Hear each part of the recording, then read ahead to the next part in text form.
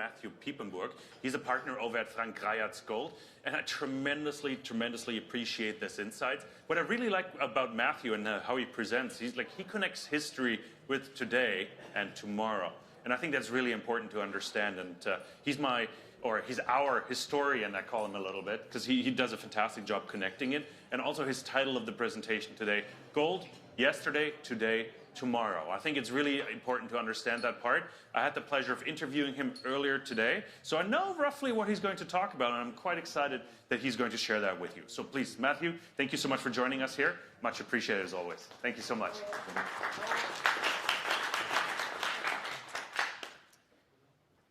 Well, I am more of an historian than an economist, and I think that makes sense when we're talking about gold. I mean, whatever our language, whatever the source, we've all heard the adage that you really can't know where you're going if you don't know where you've been, or that those who do not understand history are doomed to repeat it. In my many years at von Greyerz,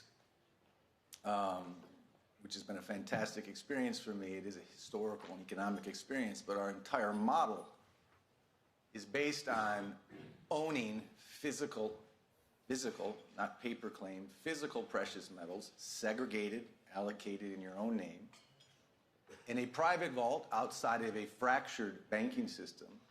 And all of this is based on the historical understanding that Egon and I have shared, and our entire team shares with our clients in the world, that physical precious metals is not just a hedge, it is an essential wealth preservation instrument, and that is based on an historical understanding of banking risk, historical currency risk, historical market risk, and historical geopolitical risk, of which we all find ourselves in a classic blender. I think about Egon 26 years ago at the wedding of his daughter in Provence in France, when gold was at $300 an ounce. And Egon can't help himself. He's a stubborn fella. He always wants to do good while he shows off what he knows. And at the toast for his wife's wedding, he was begging the audience to buy gold at $300 an ounce. And at the time, as he's reminded me many times since, no one took his advice. No one did. And I think that's something to keep in mind as we travel through history together of yesterday, now, and tomorrow. Now, where are we today? It's pretty obvious. We have some geopolitical uncertainty. We have an oil conflict. We can't call it a war yet because our Congress and House hasn't approved of it, so we have to call it a conflict. We've got gold coming off all-time highs and people asking if we've reached peak gold and the gold bubble is now over. And we have melting paper currencies and rising yields in the bond market. So for 2026, these geopolitics and this uncertainty is, again, fairly undeniable. Now, this conflict or war is fascinating. I am not here to give an American perspective, jaded or patriotic, left or right. That's for each of us to come up with on our own. What I can speak to is the economics of war. We don't have time. We could spend hours on each of these slides. We do know in the classic oil shocks of the past, particularly the oil embargo of '73, the Iranian Revolution in '79, the world was seeing 7% oil deficits, and that led to spiking oil prices, spiking inflation, and ultimately U.S. markets in both of those sessions lost 20 to 50% relatively quickly.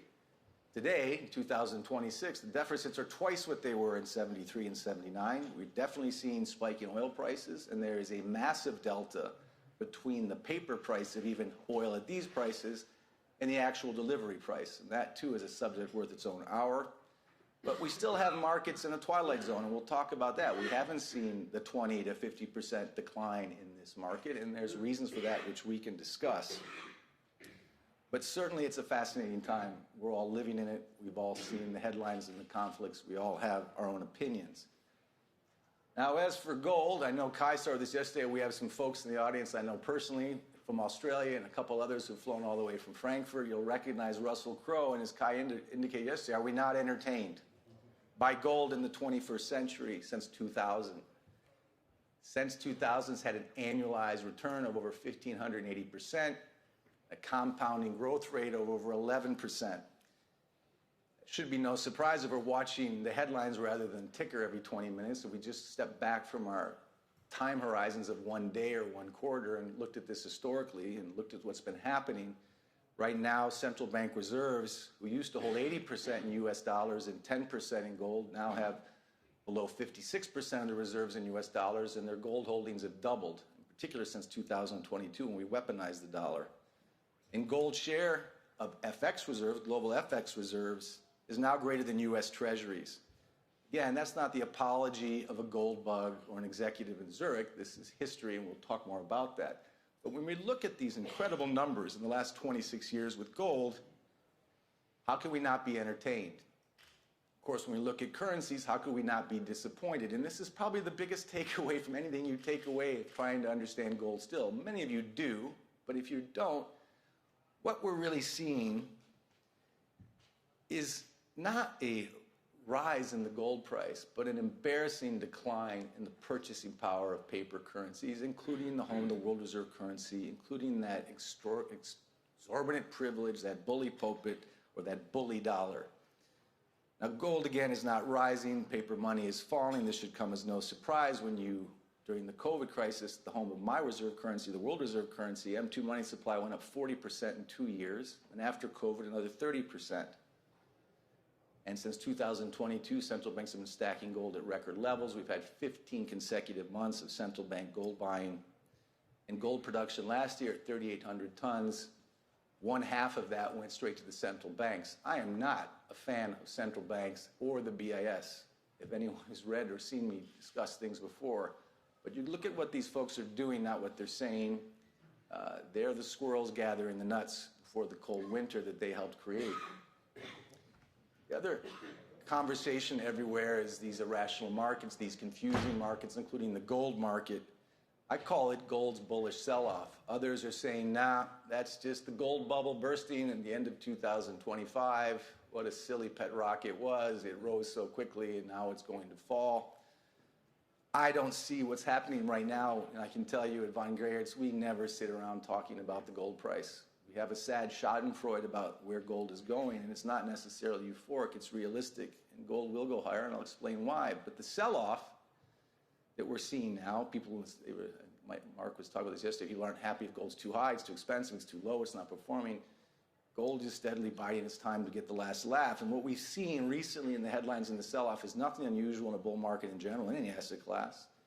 It's certainly nothing unusual given the geopolitical backdrop. Let's be very clear, this is not a signal of peak gold. If anything, it is proof of rising prominence, because in a time of stress or crisis, whether it's in the markets or whether it's in geopolitics, investors, like sovereigns, have to sell their best and most liquid asset. Gold is the obvious choice because it is the best and most liquid asset in a world and a monetary system dramatically turning away from an over-indebted greenback. Now, in Switzerland, we saw the Turks come through and do a swap with about 60,000 tons recently in gold. It was a swap, not a sale. They wanted to collateralize their gold because they want it back. Turkey imports more than 90% of its oil and gas, and thanks to this war of peace and prosperity and democracy in Iran, they had to sell a lot of their gold or swap a lot of their gold to pay for oil and gas to keep their systems running. Saudi Arabia, on the other hand, has no problem with getting oil, but everything else that they live and survive on in Saudi Arabia has to be imported. So they needed to sell many tons of their gold just to buy the basics of necessities of livelihood and functioning in Saudi Arabia. So those are two key reasons there's been a sell-off. Again, that's not because gold's a pet rock, it's because it's so essential. Now, I'm a former trader, commodity trader, hedge fund guy from the turn of the century during the dot-com bubble. I know how hedge funds work on algos. I know how retail investors work at buying at tops.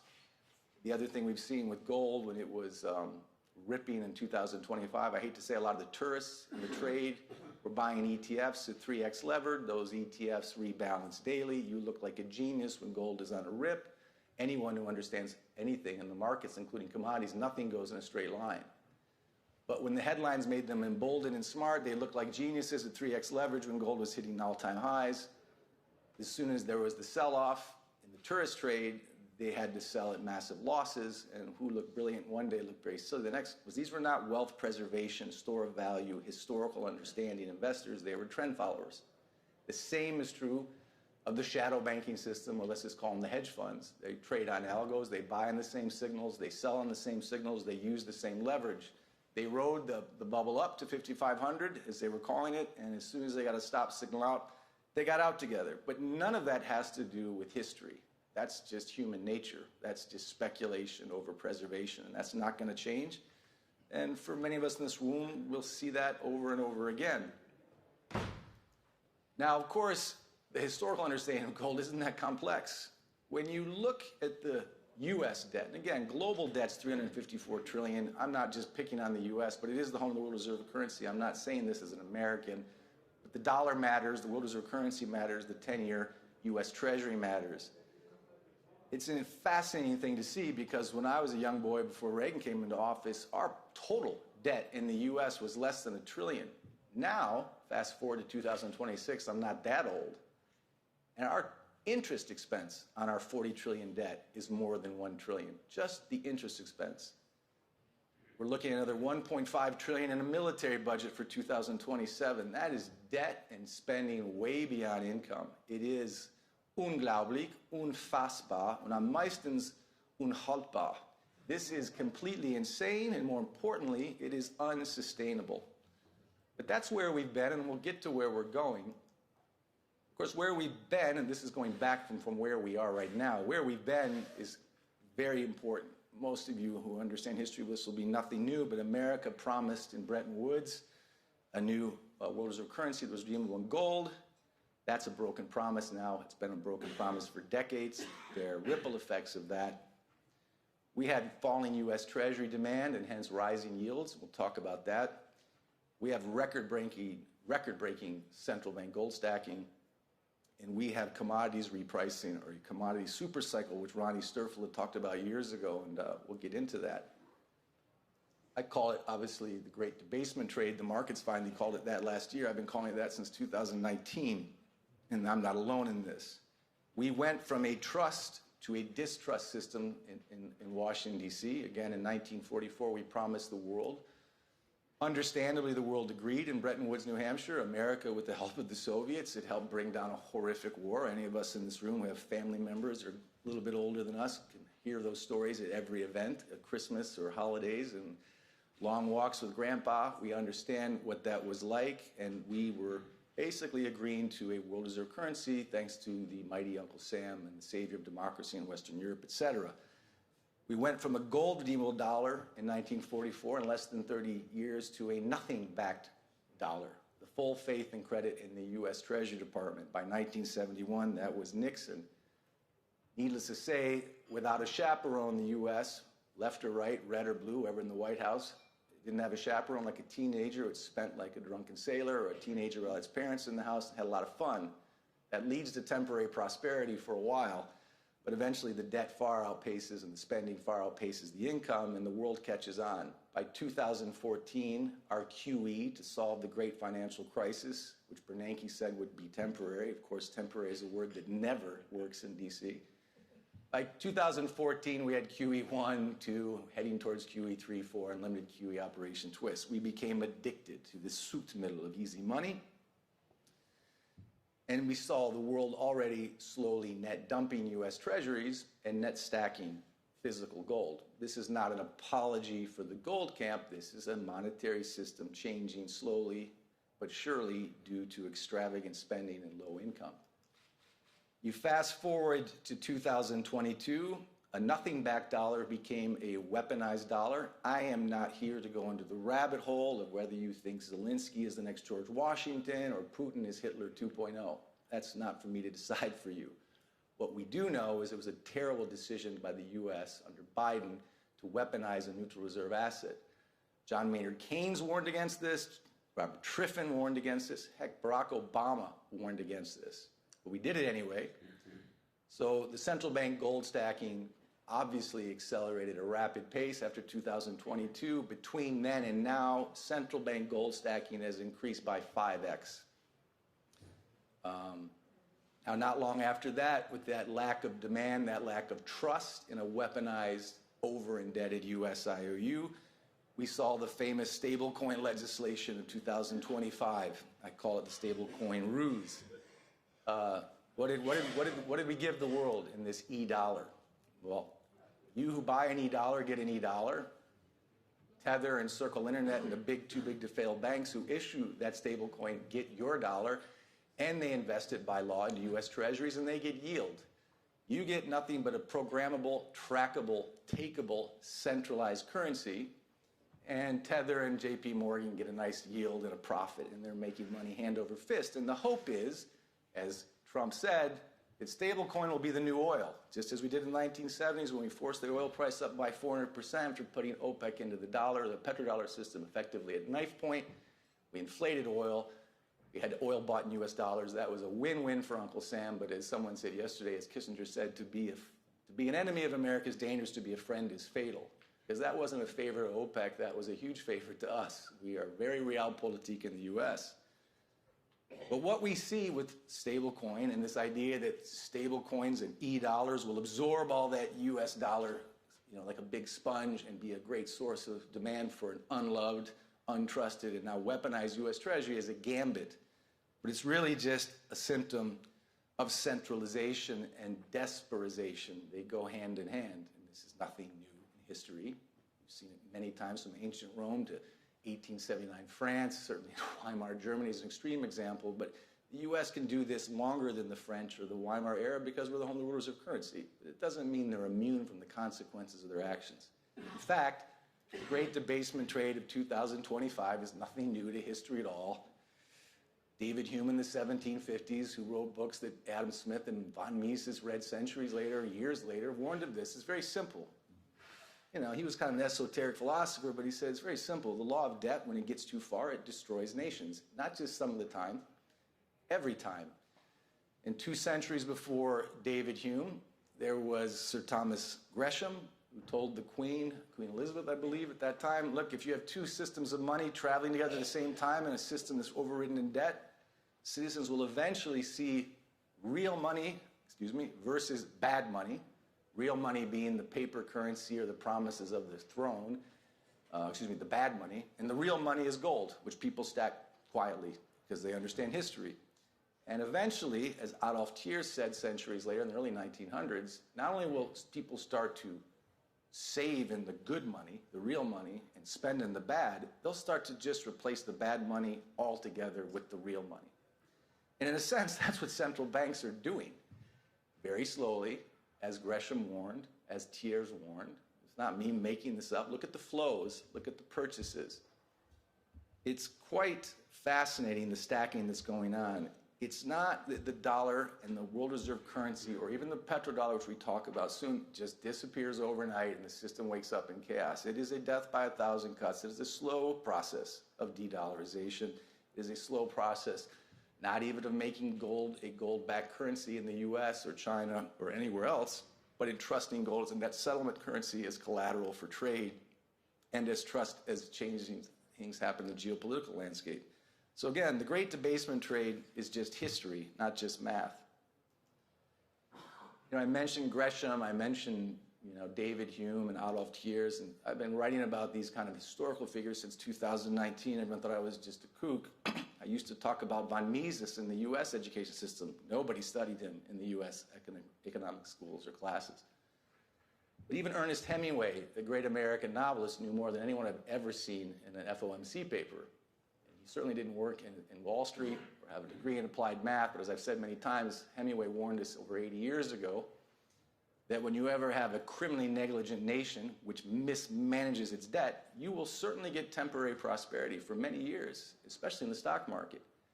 But credit card spending beyond income always leads to what he called the permanent ruin of currency debasement and war, which is precisely where we find ourselves now, because debasement, there is no way out of debasement. Again, not alone. We've been talking about this for years. Now Wall Street's given it a name. Since 1970, and measured against using the dollar to measure against gold, the dollar's lost 99% since we got off the world reserve currency, since we got off the gold backing for the world reserve currency. 99% loss purchasing power when measured against gold, 96% loss of purchasing power when measured against oil, 89% with copper, and 76% loss of the dollar's purchasing power when looking at wheat. These are important hard assets. Everyone in this room knows this. It's not that wheat, copper, oil, or gold changed their essential properties in the last many decades. It's just that the currency we use to buy it and measure its value has lost that much value. It is so essential to keep the complex simple. Currency, under the heat of so much debt, is a beautiful, beautiful ice cube melting right before our eyes. So where are we headed? Again, we're heading towards a sovereign bond crisis. We're heading towards a stock bubble looking for a needle. It's a red balloon just looking for a needle, and we'll talk about that. We've got China playing a much larger role in global trade and in global currencies. We have a weaker dollar and a massive signal coming out of OPEC that no one's talking about. Now, as Mario and Neko said yesterday, we are at the end of a bull market. That 40-year bull market is over. Rising yields in the German 10-year and the British 10-year, the JGB, of course, the US Treasury, the gilts, the bunds, these are not coincidental yield rising. Rising yields are terrifying to debt overstretched sovereign nations. I tell you, I have a story about my father. Every son worships his father. Maybe not my son, but I certainly worship my father. And he's extraordinary. When he was 10 years old after the war, he had polio. He woke up paralyzed. Doctors said he would never walk again. And then he was playing baseball by high school. Somewhere in his 40s, 50s, he was T-cell negative. The doctors told him on a Saturday, you'll be lucky to make it till Monday. That was decades ago, and he's doing quite well. But when my father was a younger man in the 70s, when I was a toddler, he went off to do some scuba diving off the Yucatan. It's one of those stories you'd see in a movie. He got dropped off by some fly-by-night diving trip, went down, came up, nobody, no land, no boats, all alone. Hour and a half, he had a little regulator that caught a ray of sun and some boat off the horizon finally rescued him. But for an hour and a half, he said, I looked beneath me and there were hammerhead sharks, but what was even more terrifying were the shark fins coming at me. I can't even imagine that experience. But imagine why I call rising yields shark fins, because they are terrifying to debt-strapped nations. The world, at $354 trillion in debt, public, private, corporate, but the U.S. at $40 trillion in public debt, and this is true for all of the big G7 powers. When they have this much debt, rising yields are shark fins. That means the cost of the very engine beneath their rotten wings, the wind beneath their wings of debt-based growth, gets more expensive because yields represent the cost of borrowing. So rising yields are extremely scary. And we have this thing called debt turnover, debt rollovers. We have a lot of debt that's going to be maturing this year at a higher rate. Environment, that creates panic. It's what the St. Louis Fed called fiscal dominance. When rising rates come, you are stuck. You can't afford to pay for these rising rates unless you monetize more mouse-click money out of thin air to pay for your own bonds that nobody else wants, or there's a higher risk premium. So the only way to solve the rising rate problem is further debasement of the currency. And again, you may think I'm making this up as an apology for gold because dollars are going to get weaker and currencies are going to get weaker and therefore gold will hold its value better, which of course it does, but maybe he's making up this bond risk stuff. These smart people in these central banks will figure something out. They're all so intelligent. But facts are stubborn things, and the bond market is boring to most people, but it's very simple. As bonds go down, yields go up. Bonds go down when there's less demand. And when there's less trust for bonds, there's less demand for bonds. What we just saw by Bloomberg, not by von Greyerz, graph-making sphere machine, Bloomberg did an aggregate look at the aggregate bonds, and it's the 5-year annualized return for aggregated global sovereign bonds. These are the IOUs of the strongest nations. And they have just shown their worst 5-year annualized return in modern record in the history of Bloomberg's analysis. And this is extraordinary. This is a screaming signal of falling demand and falling trust in the IOUs of our nation states. The other thing I'm looking at, of course, is the conversation about stock markets. I don't have all day to talk about them. They are overvalued by every metric. The University of Michigan Sentiment Index, which was created in the early 70s, is its worst in record, the bottom 1%. The disconnect between Wall Street and Main Street is frankly criminal. It's embarrassing. So what gives? I've said so many times, you have mushroom clouds over Cleveland or Detroit, and the markets would still rip as long as the Fed is dovish, accommodative, supportive. These markets are not based on free market price discovery or capitalism. It's Wall Street socialism. It is a centralized market driven by support and accommodation from the central bank. There is no doubt there's a war dividend as well. A lot of money flows into the U.S. markets. They did in 2003 to 2008. Billions came in from the Middle East into the perceived safety of the United States. During Vietnam, the markets went up, I think, a valuation by 53%. World War I, the Dow doubled. World War II, up by 164%. So there's a war dividend. There's also the notion that AI is going to save us. I'm not going to get into a long discussion about AI. I think it's a dystopian future based on every VC conference I've been to in Europe and the US. It is a Trojan horse of great technology with a lot of tremendous lack of wisdom by the population that brought it together. It will be job destroying. It will be interesting. It will be dystopian. I'd spend hours on this, but what you see on the left is speculation. That's where people chase the easy money, and what you see on the right in precious metals and the mining sectors is preservation thinking. The smart money is always a minority, and the speculation is always the majority. And they get the, they get the fun. They get the fun when things are going great. They'll be hugging their knees when things are going wrong. I think when I look at the markets, the Buffett indicator, market cap to GDP, that's not the real Buffett indicator. The real Buffett indicator is that $400 billion of Berkshire Hathaway's money is on the sidelines.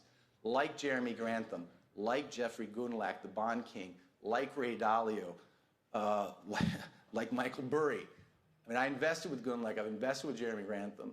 These guys aren't stupid, they're not afraid, they don't understand the market, so they're just out. That doesn't mean they're going to call the moment the needle hits the balloon, but they know they'd rather be prepared months, if not years earlier than caught when this thing tips. I think it's going to tip because of any potential things. And again, I wish we had more time. It could be those needles that pop this balloon could be AI.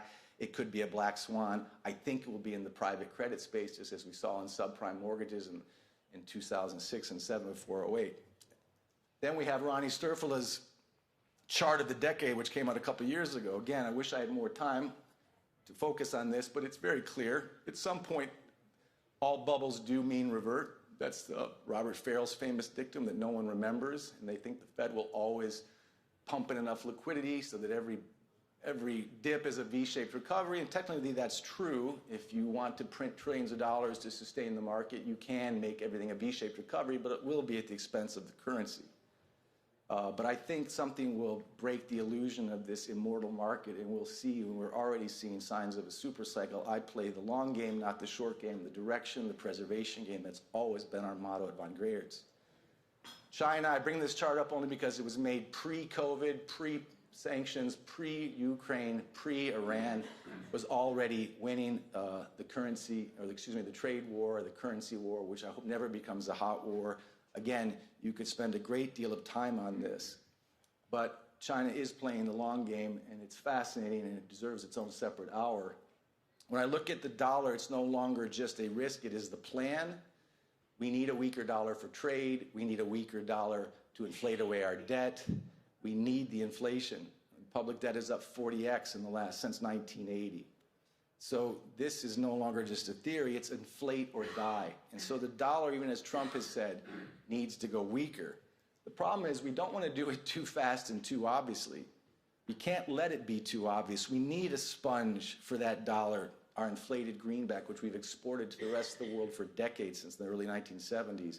The petrodollar is key to U.S. hegemony. It is key to the U.S. dollar's hegemony. That is why we fought wars in Iraq, a regime change in Libya, Iran, and even Venezuela. These are not coincidences. Again, I could spend hours on that too.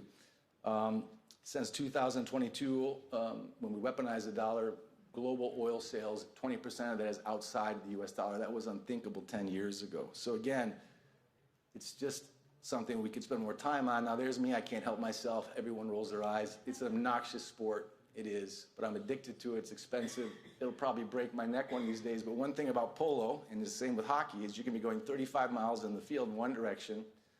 The player in front of you does a motion to hit the ball backwards. That means you got to turn the horse before he hits the ball. Many people investing right now are not turning their horse before the ball changes direction. Gold is not an asset that's just rising for a moment. It is a new direction in the global currency game, in the global monetary system. It is a long-term play. It's a directional change, and you got to change this horse's direction. The evidence of this, again, should be fairly overwhelming. Trust in an over-indebted IOU is falling. That's why yields are rising. Just in March and April, we saw the US 10-year go from less than 4% to 4.4%. Is that boring? No, because that happened without any action by the Fed. There's a risk premium on an untrusted, unloved sovereign bond. So the central banks are stacking at 5 times the level they were just 4 years ago, but the retail investor didn't get the memo. As usual, I call them the plankton to the Wall Street distribution whales. They're still speculating, because that's what they're told to do, and they're not preserving or saving for a rainy day. They're like the guests at Egon's wedding who are not going to listen because gold's too expensive at 45, 46, 55, 56, 66. It was too expensive at 300 26 years ago. That will never change. Gold's price direction, I could spend hours on. I don't have the time there as well. There are many metrics in terms of gold reserves to U.S. debt, the gold M2 ratio, the percentage market price of U.S. gold to foreign U.S. Treasury holdings. Even Scott Bessent wants gold at 20,000 to run our deficits. But gold is no longer the enemy in D.C. Volcker called it the enemy. It was like the sun to vampires, gold was to the dollar. That's changing now. We need a stronger gold price to monetize our debt at the TGA. And that's where I see it, folks. And at Von Greyerz, this has been our theory all along. It's always history. We believe not just why you should own gold, but how you should own gold. Always physical, never a paper claim. It needs to be in a private vault, a safe vault, not a commercial bank for obvious reasons. Jurisdiction does matter. We have vaults in Singapore and Zurich. Insurance matters. We're insured fully through Lloyd's. Logistics matters. We can move gold anywhere in the world to or from our vaults. Liquidity matters. We can give that gold to you in any currency, major currency that you need. And service matters. And I think we're the leader in that service for a reason, because we've been consistent with our message. And we're looking decades, years, not hours, weeks, and quarters ahead. And thank you for your time.